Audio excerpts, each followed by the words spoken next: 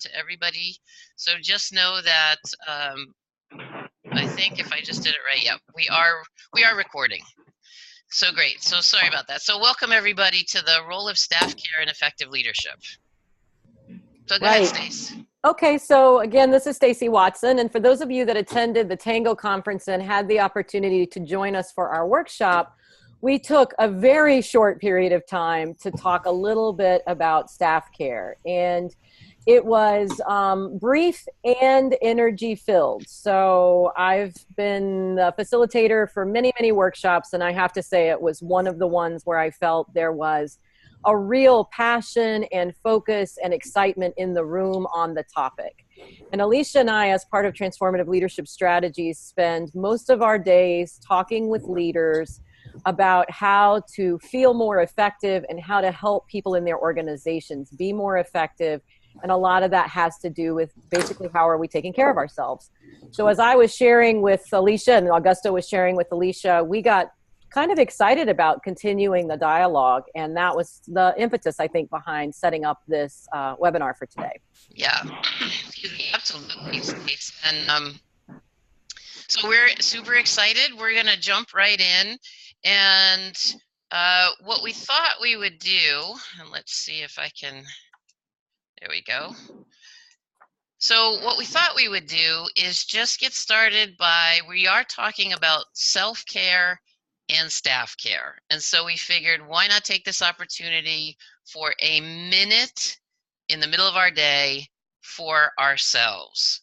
So we thought that we would just take I would just invite you wherever you are, although not if you're driving and listening, but wherever you are, if you're sitting in somewhere in a, sitting still, then just let yourself just rest down into your chair and rest your feet on the floor and just roll your shoulders a couple of times.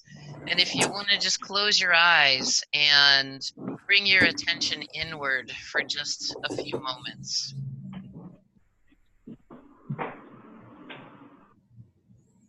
And just begin to focus on your breathing. Just bring your attention to your breath. Notice that the breath goes in and the breath goes out. You do this all the time, all day, every day. And the most amazing thing about breathing is that it can bring you into your center, and it can really help you focus and help you calm with just 3 belly breaths. So what I'm going to invite you to do is see if you can just take in some long and slow and deep breaths, not forcing anything, but just relaxing your belly and letting the breath drop down into your belly for a count of 4. And then just pause and hold your breath for a count of 4 if you can. And then exhale for a count of 4. So breathing in for 4, pause for 4, exhale for 4. And then one more time, just breathing in nice and long and slow and deep. And pause and hold. And then exhale. And so just noticing how taking just a minute or two begins to shift your awareness, your focus, your connection to your thoughts, how you're emotionally feeling, how your body's feeling. Just notice how awareness shifts as you just take a moment or two and focus on the breath. And we really do want this session to be very interactive, and logistics, just in terms of a webinar call, I think probably best practice is if you can mute yourself, and there's a little button in the bottom left part of the screen. If you want to mute yourself just so that we decrease background noise, but then when you want to share something, please remember to unmute. So I'm just really curious, just with starting with that, with those 2 or 3 breaths, I'm curious what you noticed in doing that.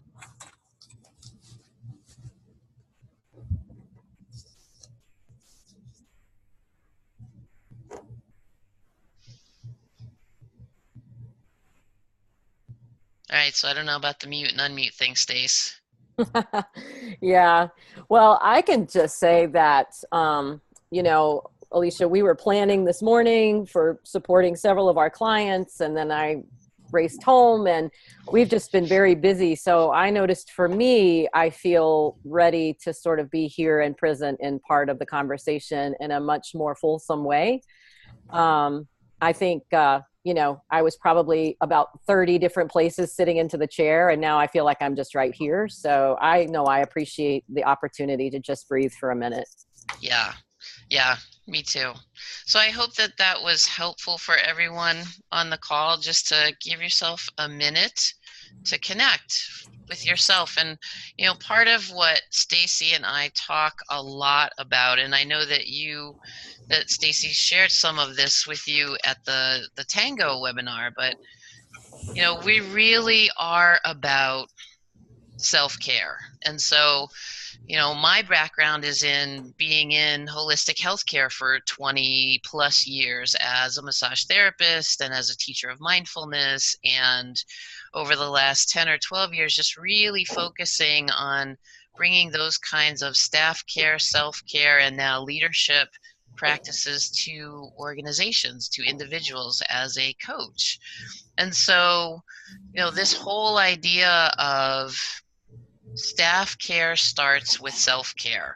And that means that you, as the leader, need to model that. It's not just, giving lip service to it, if you will, but it's really actually living it, being in the experience of it as you're leading. And so we wanted to touch on this just for a moment, and this idea of, right, you have to put your oxygen mask on first. And the metaphor behind that, and you may have heard this, is that, just think about when, if you're on an airplane and there's something really bad that's happened and the oxygen mask comes down, you're supposed to put it on yourself first. And it's a really great metaphor, because if you have to put it on yourself first, or else, you're not really able to help anybody else, right? If you're passed out or dead, right? So it actually kind of is a good metaphor for caregivers. And so just really recognizing that that's what this is about today, that part of this is about self-care,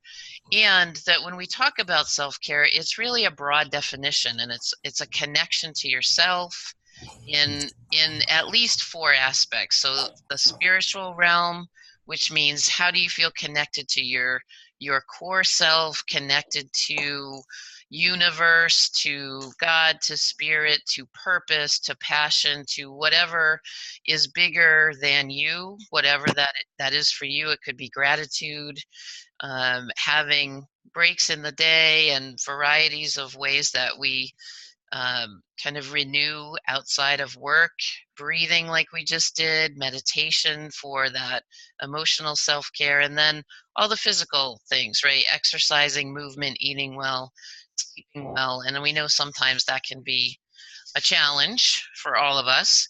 And, as you do these things, just as we're talking through all of these activities, right? What we want to help you as leaders and what we want to help your staff feel is a sense of more calm, more peacefulness, more ability to, in the craziness, be able to find some sense of calm and center. And so that you can be effective, so that you can stay in that kind of performance mode, if you will, that you want to.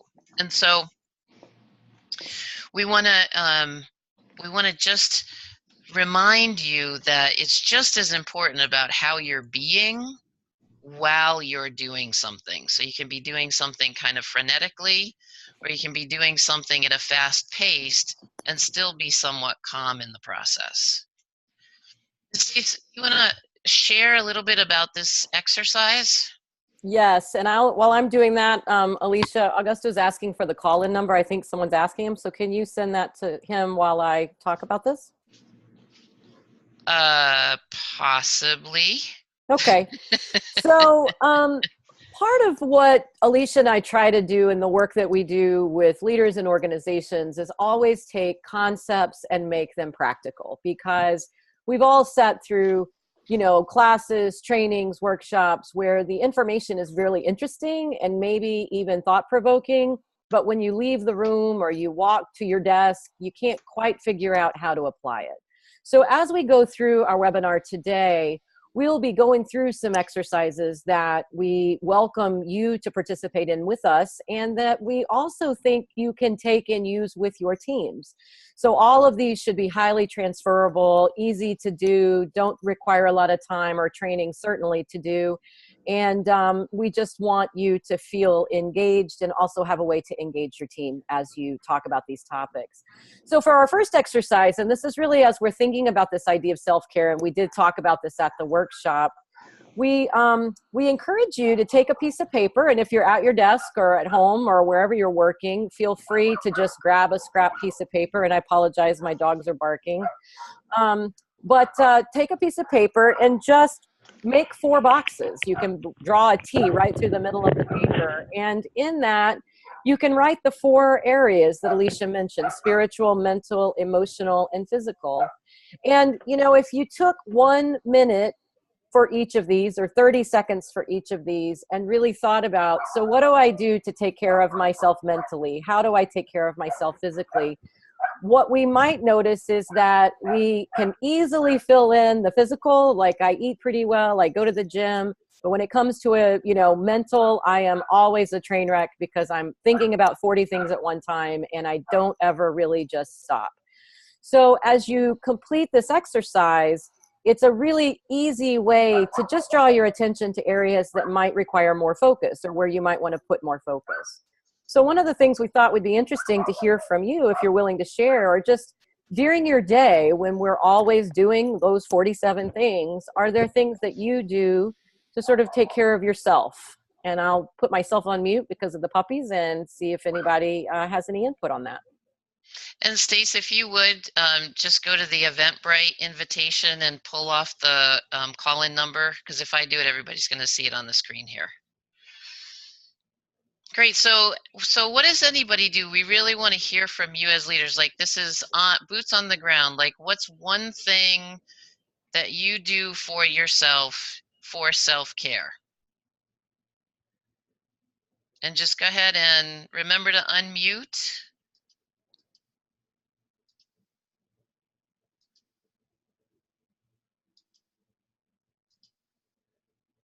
So anybody have a thought or a practice? I'll start. This is Augusto. One of the things I make sure I try and do is do something physical. I know I start feeling the need for it when I'm super stressed or just always feeling exhausted with everything in my head of what I need to do and need to get done. So that's, for me, it probably starts with the physical portion. Yeah, for sure. And that's always the biggest challenge, right? I guess so. It's like when we know that we need to do it more, and then we choose to do it less. Like the Buddha talked about, when you don't have time to meditate twice as long, right? Because you need it just as much. Great. Anybody else want to share a best practice that they have? And just remember to unmute. Or if you don't have one that you might like to have.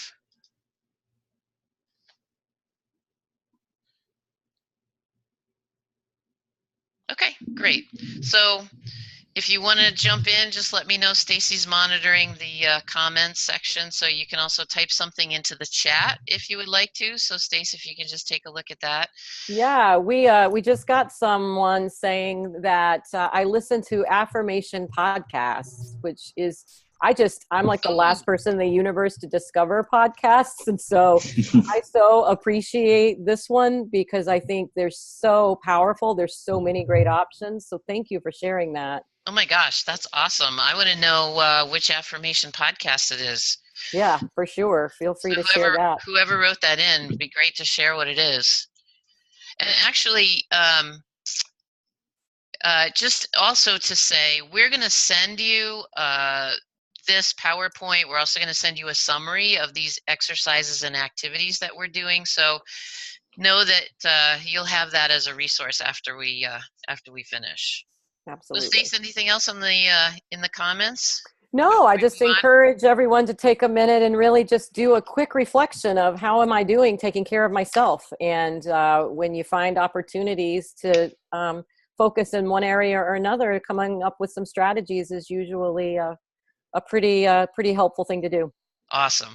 So how about we roll, because we really want this to be focused on the staff care piece, right, Stace? So Yes. how about you talk about this next part?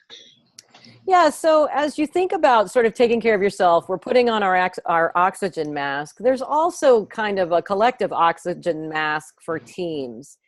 And, you know, it's interesting as we go from organization to organization and talk to leaders about the way their culture has developed, the way they'd like their culture to be.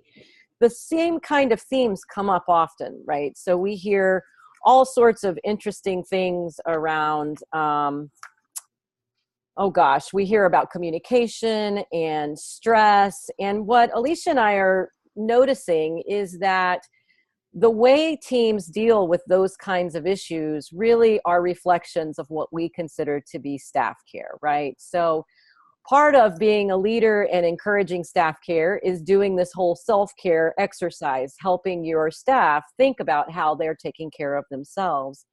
And then the next step is really thinking about how do we care for each other in the course of a day. So you can look at things like how do we communicate to each other? You know, do we have effective communication? Does it feel like we have to say the same thing 50 times because people are too busy to listen? What happens when things become stressful, right? This happens in all of our lives all of the time. Change is always underfoot. So how are we responding to that? Are we reacting or are we responding, right? So questions like that. One of the things we hear a lot from organizations like yours that are represented on this call right now are really thinking about healthy boundaries. Many times the leaders that are leading your teams were direct care staff themselves. And as they make that transition, really trying to understand now, how do I lead people that used to be my peers? How does that work? And how can we do that in a way that's respectful and supportive, but also healthy boundaries? And then finally, and this one is also one that we hear a lot in organizations such as yours, is the idea of work-life balance, right? You're always dealing with not enough staff, changing staff, more to do than time allows. And so how do we really maintain balance? So all of those are components of what we consider to be staff care and are important questions you can think about yourself and good topics for conversation in your teams. Yeah, absolutely, Stace. And I guess, you know, the one thing I just want to go back, or a couple of things that you said I just want to reinforce. Just that whole idea of the difference between responding versus reacting, because it's such an important point, Stace, is that, you know, that reaction, especially in healthcare, behavioral health, social service organizations, the kind of stress that everybody feels and has is different in the sense of it's more complicated because you're working with people that are often in trauma. And so part of the assessment process really kind of needs to include how looking at, you know, are you in just a stress mode all the time where it's a knee-jerk reaction and you're just going from one thing to the next thing to the next thing, reacting like, you know, putting out fires, versus being able to, when something critical comes up, just pause for a moment and be able to give your brain enough time to kind of catch up. The thinking part of your brain kind of gets taken over by the stress part of your brain. So you actually need to give yourself 7 to 10 seconds, a couple of 2 or 3 breaths to be able to respond versus react. I call that hitting the pause button. And Stace, you want to share anything else about this before we go on to the assessment? You're on mute.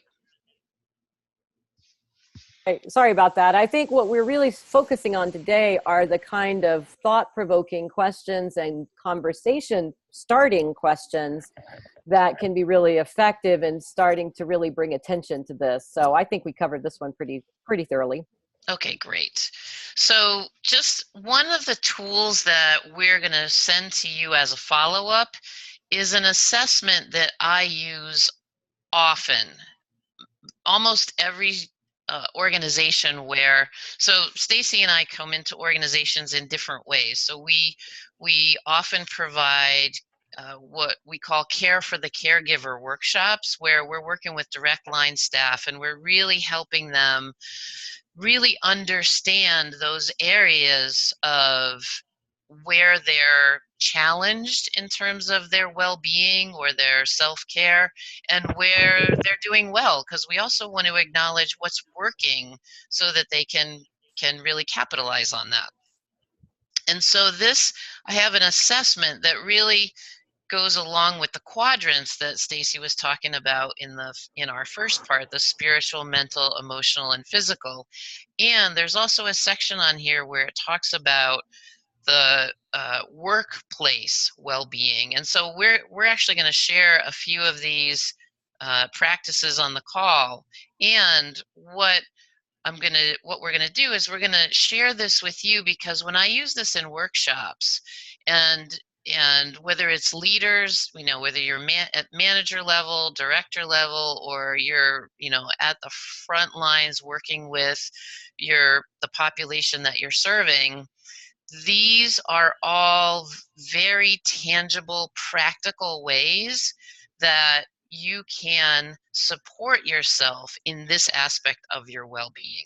So for example, under the spiritual self-care, spending time in nature, being able to have connection in a meaningful way that is in some kind of spiritual community, whatever that means to you, to cultivate optimism and hope, and this list goes on, and we're going to send this to you.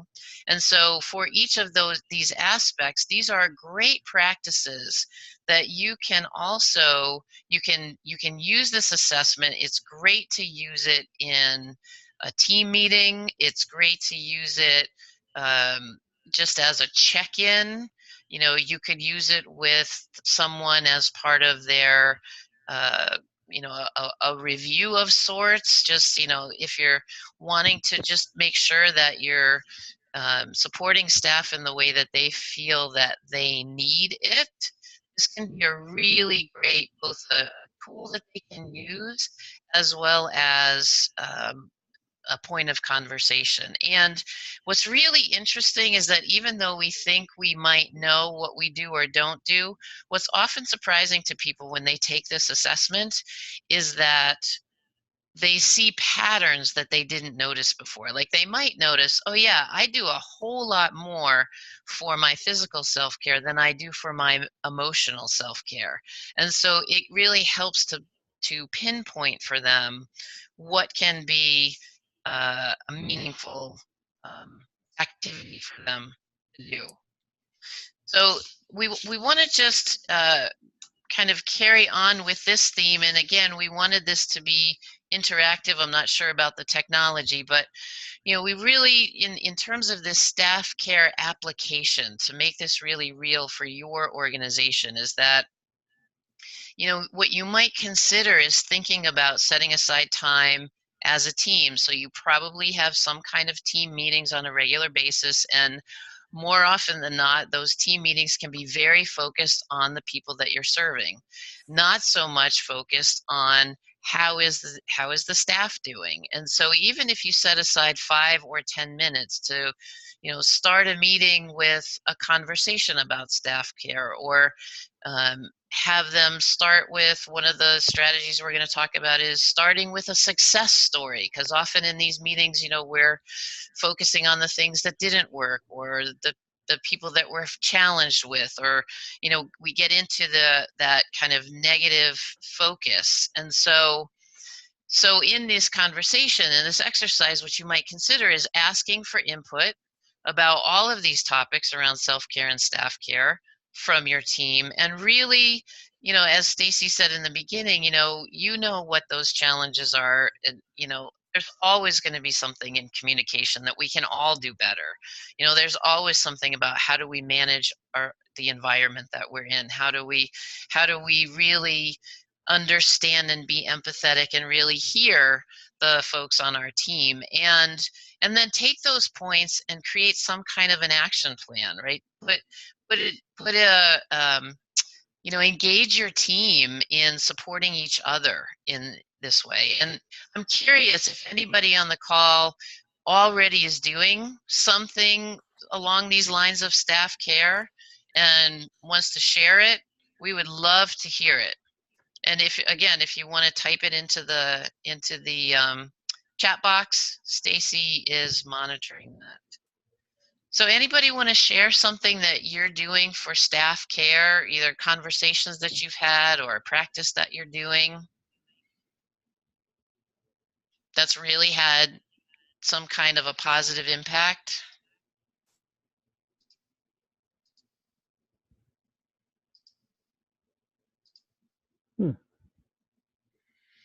I'm not convinced that our technology is working, Stace. We just have a lot of folks eating lunch and listening, maybe. I know. That's fine. One of the things that I know when I was working in an organization and managing teams that I really tried to do, and it was not always easy because, we always were working with fewer people than we needed and had more work to do than we had time for. But I really would try to encourage people to use their time off. And I think that is something that is easy to overlook. And we would find people that would postpone time off, and then we get to the end of the year and people had so much time off, and then we were in a crunch because not everyone could be off at the same time. And so I started a strategy where, as we were having our planning, sort of end of year review and talking about the next year together, I would sort of ask the question, what are you thinking about time off? And can we start to actually get some of that time off spread across the year? And it was really interesting because whether it really changed it or not, I think just emphasizing that I knew it was important and I was prioritizing it as a leader for my team was actually pretty helpful strategy. And I got a lot of positive feedback, more than I would have expected from the team, who just appreciated that I cared, whether they took time off or not. So it was helpful. And then I just am seeing in the chat box that one person said flexible work hours is a way that they help with staff care. So they said 4 10s, 4 9s, and 1 4 or 5, 8s. That's let's awesome. See, 4 9s and 1 4 or 5 8s. So again, I think it's just people's lives are complicated, and you're often dealing with different kinds of family structures, and that can make things challenging with childcare and things like that. So this kind of flexibility, I think, makes a big difference. So thank you for sharing that. Yeah, for sure. That's great, Stace. So I think, if we just kind of continue rolling on into, let's just talk more practical applications, Stace. Let's give everybody some more ideas. Yeah, so I think we talked about some of this on the page already, but I think the question is, and it's interesting, Alicia and I are doing a group with a client, and we're working with some of their early in career leaders. So these are people who are younger, physically, literally younger, and newer in their career, both. And what we're finding is that as they think about things like confidence and how to be most effective, one of the things that they're really recognizing is when things don't go well, how am I responding? And how are the people around me responding? And even yesterday we were meeting with the group and they were talking to each other saying, I just appreciate you being honest about when things aren't going well, what you're doing, and how we can support each other. And it really makes me think that that really is staff care, right? It's really being able to take whatever news comes along as the leader and set the example, and also really find the opportunity out of the challenge. Easy to say, hard to do, totally get that. But I think organizations who just as a culture are able to find ways to handle that, I think that's really important. And the other thing that I know you mentioned, Alicia, but I would just really emphasize, because organizations traditionally have not been good at this, is celebrating successes. We very easily focus on what's not going right, and we overlook a myriad of things that are going well all the time. And if you can just catch people in the act of doing good, it can really matter. So I think those are two that, even just yesterday talking to our early in career folks, just really reminded me how important it is to create that community of support and finding opportunities and challenge. Yeah, and the other thing too, Stace, that I'm reminded of is just, it doesn't take a lot. One of Yes. the groups that I worked with a while ago, actually before I met Stacy, they were focused really on how to cultivate better well-being in their entire organization. And what they after we did I did a couple of workshops there, and what they did was they took the well-being assessment, and as a team they really identified one or two areas that they wanted to support each other in. So they basically created a support wall, and they put different ideas on it, like, let's make sure that we take our breaks. Let's encourage each other to drink more water. Let's, walk down the hall and walk up and down the stairs a few times, as opposed to just going and going and going and going. And it created this whole culture, like you said, Stace, and community around where they were supporting each other in doing those things in the moment that helped them. And I love what you said too, catching people in the act of doing good.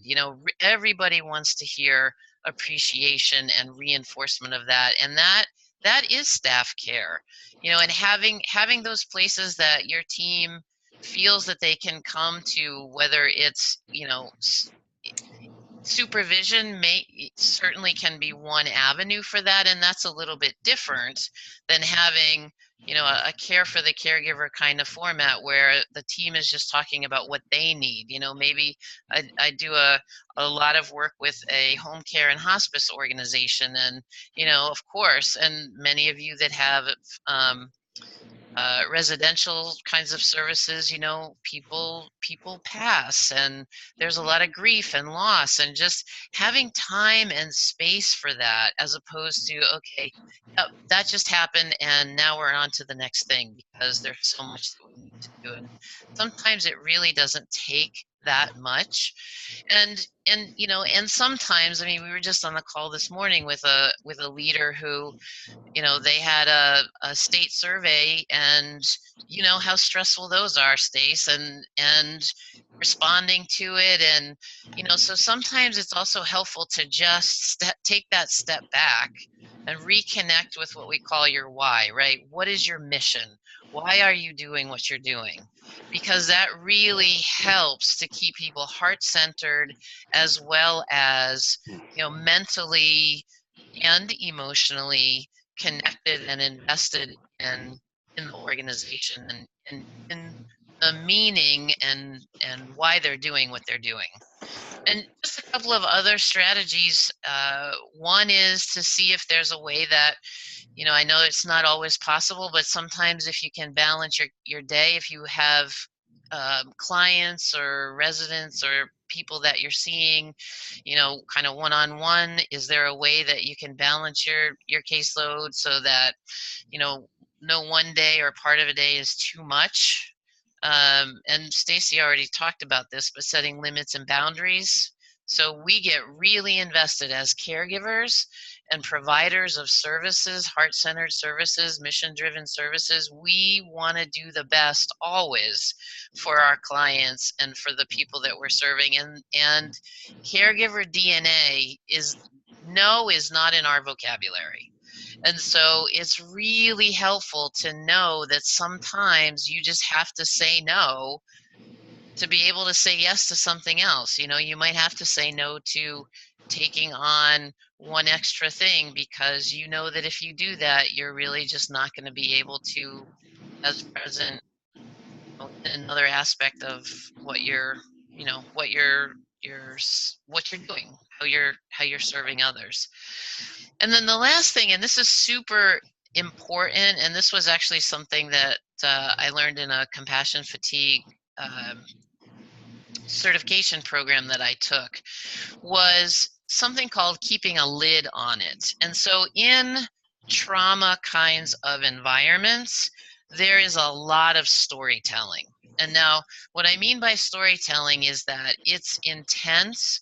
The stories that you hear potentially from participants is they're hard, right? They're hard to hear, they're hard to understand how things like that can happen in the world. And sometimes we get, as caregivers, we might get triggered by that. And so what often happens is when we get really upset or really afraid or really angry, we often just we walk into somebody's office and we call it venting. And the woman that was doing this training, she called it um, sliming people. So basically, it's like you walk into somebody's office and you're just like, I just had the worst experience, and then you go, blah. And so what she talked about in this training, which is really powerful, is to try to slow down that reaction process again. Again, it takes awareness and insight and the ability to just kind of hit that pause button, and you need to notice, okay, what is it that I'm getting triggered by? So was it the situation? Was it the way the person said it? And instead of just walking in and sharing all the details of what you just heard, because that's just re-traumatizing you, and now you're spreading that to other people, that it's really about noticing, what do you need? And how can you ask that person for support specifically about what you need? Maybe you just need a hug, or maybe you just need to have somebody to, help you just how to kind of reframe it in some way. It can be anything, but that really limits the spread, if you will, of the impact of trauma. And Stacey, you want to actually just talk through the next? I feel like I've been talking a lot here. You want to talk through the next one? Yeah, I mean, I think what I would just say to you, and this won't be new news for anyone who's a leader, but the power comes from the buy-in of the team, right? So as you talk about the concept of self-care and then the concept of staff care, and you go through an assessment process with your team to say, how are we doing in terms of how we take care of ourselves and each other? Let's have an honest conversation about that. And let's assume that we don't think it's absolutely perfect, and don't be worried if that's true for you, because it's probably true for all of us, right? We're never perfect in these efforts. Then really the next step is coming up with, of all these ideas that Alicia's talked about, I've talked about, that the materials will support when you receive them, what are some things, concrete things that we can do as a team that really says to ourselves and each other that this is important? What are we going to do different over the next month or the next quarter, or even maybe over the course of the half year or year, to really focus on this? Let's all decide. We'll pick 1, 2, 3, however many make sense, but we're going to do it as a group. We're going to hold each other accountable for it. And then when we get to whatever the end of that time frame is, I think on the slide we suggest 3 months, because it takes a little time to create a new habit. But if we get to the end of that, let's check in and say, did we do it? Do we feel like we're communicating more effectively? Do we feel like we're sharing our stress in a more healthy and respectful way? Are we dealing with change differently? Or we went through a really rough patch because of whatever, leadership changes, what have you, and how have we navigated that?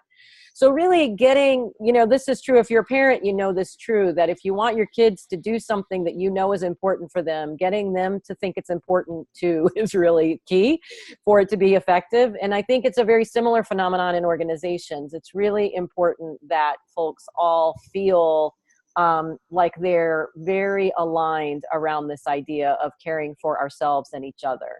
So as you get the materials that Alicia mentioned, we'll talk a little bit about them again at the end, but we really encourage you to just be very proactive with your team. You'll be sending a message to them that it's important to you. You'll be sending a message to them that is important to your organization, and you'll be sending a message that they are important, right? So all of those things are just going to really further this whole idea of, as the little picture says, showing that you care. So we would definitely recommend that you that you work with your team to come up with some of those. And I don't know of the ones that you've heard about today, or maybe you've had some brainstorm. I know it's been a little bit quiet, but maybe we can take just a minute to see if anyone's come up with any ideas or thoughts of things they've done or things they might want to do to engage their staff around these topics. And I do have the chat up, so.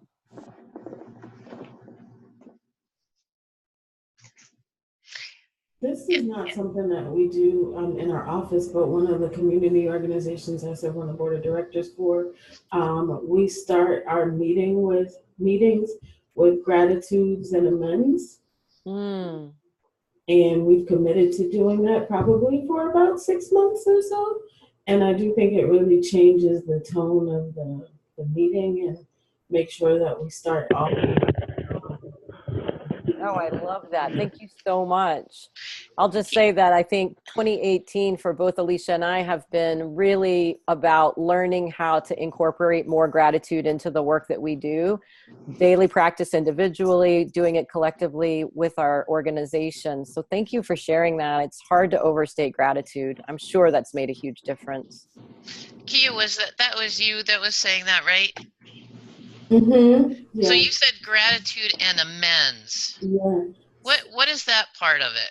The second part is kind of some of our board meetings can get a little heated sometimes, Mm-hmm. and just making sure that we don't take any of whatever happened in the last meeting into our next meeting, and really apologizing for any hurt feelings or toes that have been stepped on. But it also gives us an opportunity right before we read the minutes and go over action items for folks to be able to say, I had an action item to do such and such over the last 2 weeks and I didn't get it done. I apologize to the group in advance. Or at the end of the meeting, but it just allows us to start fresh every meeting and with them. Yeah, it's a beautiful way of showing respect too. I love that. Thank you so much, Kia. Yeah. Anyone else want to share?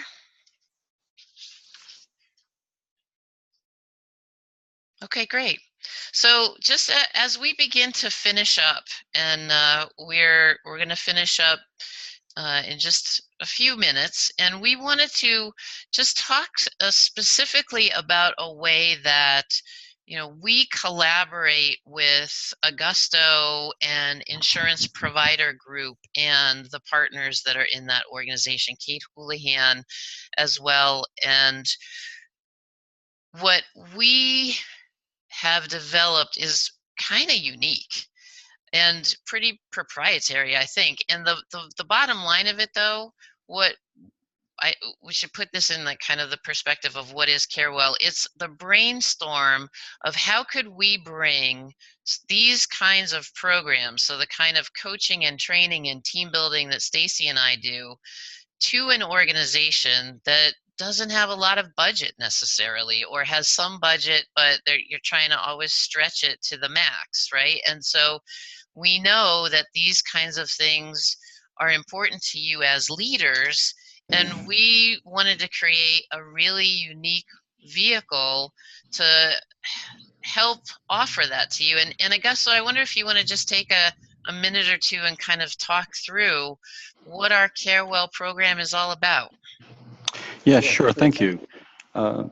First of all, it was great to hear all this, and the fact that as I was listening to the ideas you were presenting, we have a staff here who take care of our clients. So in a way, I'm trying to make a list of things that I need to implement in terms of staff care.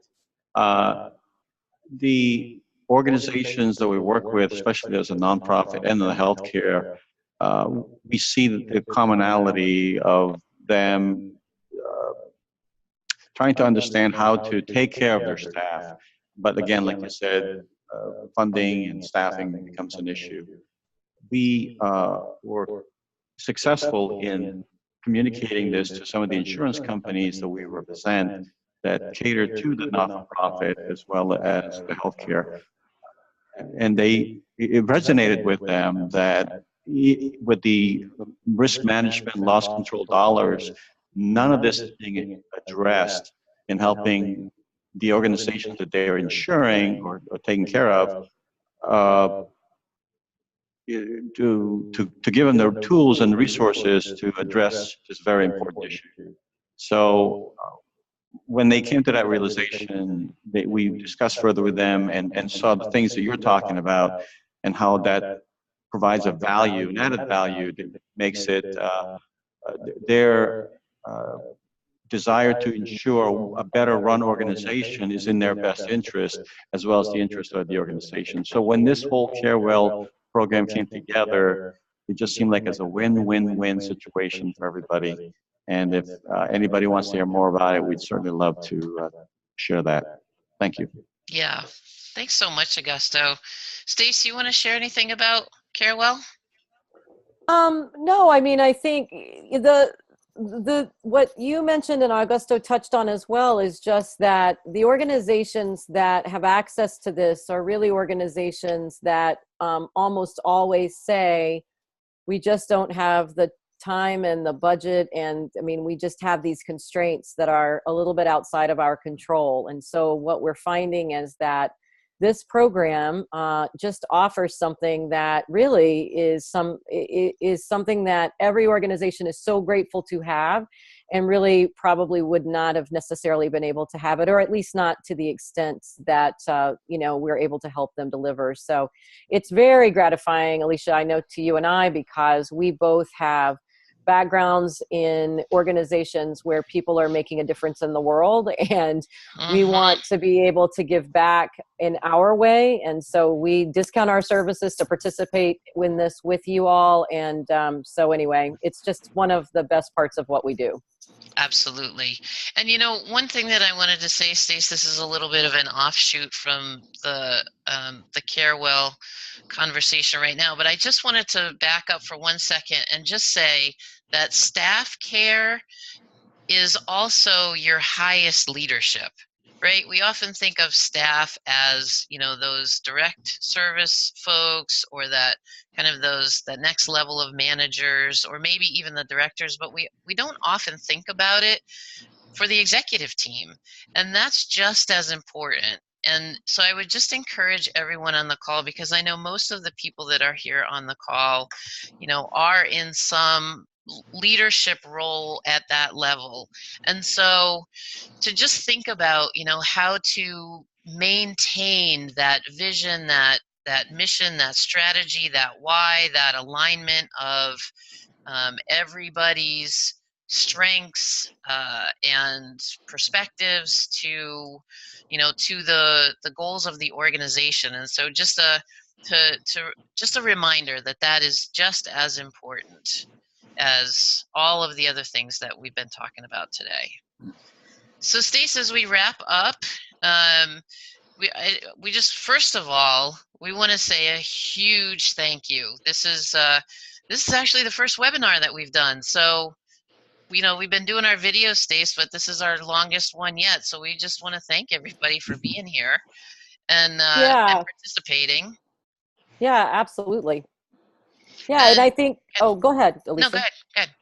Well, the slide says it, and we'll send these out, but we do, as Alicia mentioned earlier, just want to make sure that everyone on the call knows, because I know not everybody may have been at their desk or may have been at a point where they were taking notes or what have you, and that's perfectly fine, because all of the materials we've gone through today we'll be sending in a follow-up email, along with a couple of attachments, one being the assessment that Alicia talked about earlier. And I think you'll find that not only really helpful for yourself, but it'll be interesting to share with your team, and then to talk about the results to the extent that people want to share.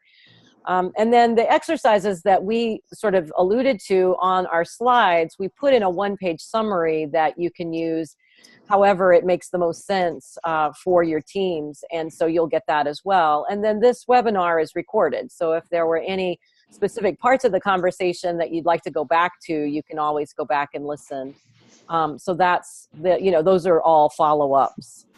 Yeah, and I would just say also, Stace, when we send out this email, feel free to forward this to people on your team. There might be somebody internally who wanted to come today and couldn't, and, maybe they can get something out of listening to the webinar. And, the other thing too, we are, um, we are always open to having conversations and wanting to have conversations with leaders. And as Stacy said, I have a special place in my heart, and she does too, for all of you and all of your organizations and all of the people that are doing such beautiful and powerful and super demanding work in helping others. And so, we would love to have a conversation with you, whether it's just to talk about more about what we talked about today. If you'd, like to do something just kind of one-on-one,